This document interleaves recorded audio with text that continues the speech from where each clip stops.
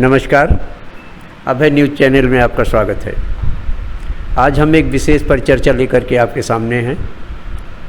पूरे विश्व में जहाँ जहाँ हिंदू धर्म और भारतीय संस्कृति को मानने वाले लोग हैं, आज बहुत ही निष्ठा के साथ करवा चौथ का त्यौहार हमारी माताएं और बहनें मना रही हैं। इसी त्यौहार के पौराणिक और आध्यात्मिक महत्व की हम चर्चा करेंगे। हमारे साथ हैं अंचवारा स्थित त्यागी इंटर कॉलेज के पूर्व प्राचार्य लल्लूराम शुक्ल जी, जो इस त्यौहार के मर्म पर, इस त्यौहार के पौराणिक महत्व पर चर्चा करेंगे। शुक्ल जी, संक्षेप में हमारे दर्शकों को अपना परिचय दें। मैं लल्लूराम शुक्ल त्यागी इंटर कॉलेज अंचवारा में प्रवक्ता रहा, वहीं प्रधानाचार्य रहा।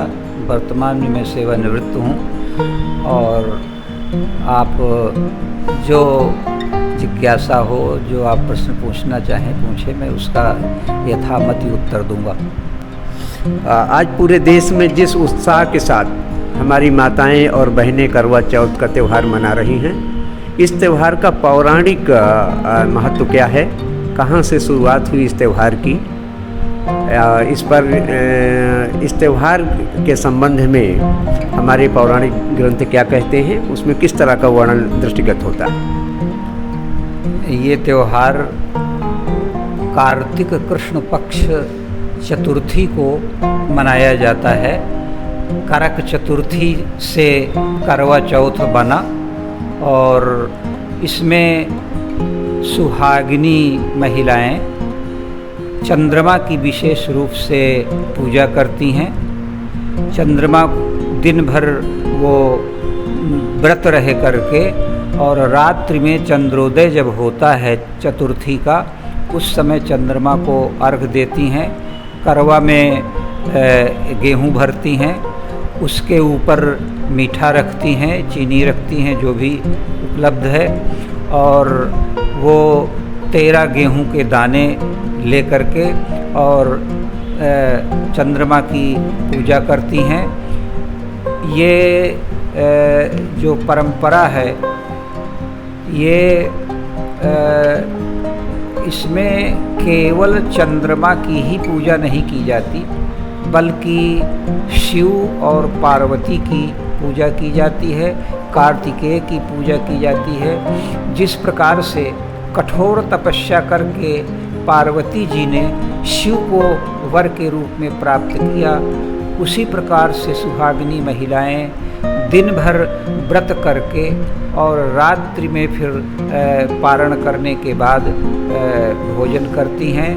एक बार ऐसा हुआ कि जब पांडवों का वनवास काल था, उस समय इंद्रनील पर्वत पर अर्जुन तपस्या करने चले गए और द्रौपदी को बड़ी चिंता हुई कि अर्जुन कहाँ चले गए। तब भगवान कृष्ण ने द्रौपदी को समझाया कि तुम करवा चौथ का व्रत करो। और करवा चौथ का व्रत पहले किसने किया था, ये कथा वो पार्वती को और शिव की और कार्तिकेय की ये समझाते हैं। और एक कथा उनको इंद्रप्रस्थ की सुनाते हैं कि इंद्रप्रस्थ नगरी में कृष्ण ने ये सुनाना प्रारंभ किया द्रौपदी को कि इंद्रप्रस्थ में वेद शर्मा नाम के एक विद्वान ब्राह्मण थे, उनके 7 पुत्र थे और एक पुत्री वीरवती थी। वीरवती का विवाह ये सुदर्शन नाम के एक ब्राह्मण से हुआ और वीरवती ने करवा चौथ के दिन व्रत किया और व्रत करने के समय वो भूख से विह्वल हो गई वीरवती, और उसकी भाभियों ने अपने पतियों से कहा, जो 7 उसके भाई थे, कि ये वीरवती जो है वो भूख नहीं बर्दाश्त कर पा रही है और इसके लिए कुछ उपाय किया जाए। तो उन भाइयों ने उपाय क्या सोचा, कृत्रिम उपाय सोचा कि पेड़ पर चढ़ करके और इतना प्रकाश किया कि लगता था कि चंद्रोदय हो गया। और भाइयों ने कहा कि देखो वीरवती, चंद्रमा उदय हो गया। और चंद्रमा उदय होने का बहाना उन्होंने, भाइयों ने इस तरह से कृत्रिम बनाया। और वीरवती ने उसके बाद पारण किया और पारण करने के बाद उन्होंने भोजन कर लिया। इससे वीरवती का जो पति था वो बीमार पड़ गया, बहुत अस्वस्थ हो गया। तब वीरवती ने ये जितने 12 महीने के चतुर्थी व्रत थे, हर 12 महीने के चतुर्थी व्रत को किया। उनके पास इंद्राणी आई। इंद्राणी ने कहा कि देखो, तुमने जो व्रत किया है वो खंडित व्रत हो गया है, तुम अपना सही ढंग से व्रत करो। तुम्हारे सामने जो चंद्रमा प्रकट हुआ था वो कृत्रिम था, वो तुम्हारे भाइयों ने एक प्रकाश पैदा करके तुम्हारी भूख दूर करने के लिए ऐसा किया था। फिर उसने ये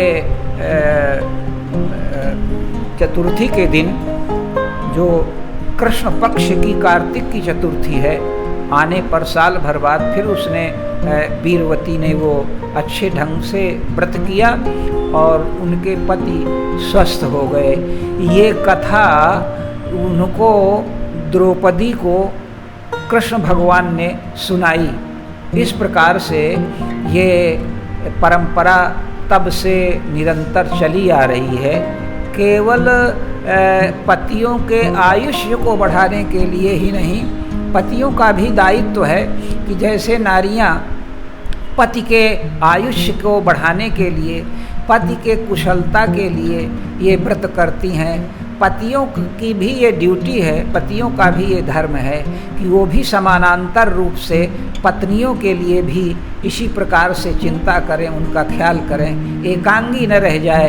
पत्नियां तो सब करती हैं, लेकिन पतियों को भी, भगवान राम का सुंदर उदाहरण है। सीता के वियोग में कितना उन्होंने विलाप किया। सीता जब लंका में थी तो हनुमान के द्वारा उन्होंने जो संदेश भेजा, बड़ा मार्मिक वो संदेश था कि तुम्हारे बिना मैं किस प्रकार से दुखी रहता हूँ। तो पतियों की भी ये जिम्मेदारी है कि पति भी उसी प्रकार से समानांतर रूप से, जैसे सुहागिनी नारियां अपने पतियों के लिए इतना त्याग करती हैं, उसी प्रकार से पतियों को भी, सुहागिनी नारियों की, अपनी पत्नियों की, अपने माँ बहनों की, उनकी भी चिंता करनी चाहिए, उनकी संरक्षा करनी चाहिए। इन्हीं शब्दों के साथ मैं अपनी वाणी को विराम दे रहा हूँ। बहुत बहुत धन्यवाद शुक्ला जी। अभय न्यूज़ चैनल ने आज प्रयास किया कि हमारे जनपद की माताएं और बहनें जो इस बहुत ही महत्वपूर्ण त्यौहार को आज मना रही हैं, पूरी निष्ठा के साथ, उस त्यौहार की शुभकामनाएं उन सौभाग्यवतियों को अभय न्यूज़ चैनल के माध्यम से प्राप्त हो।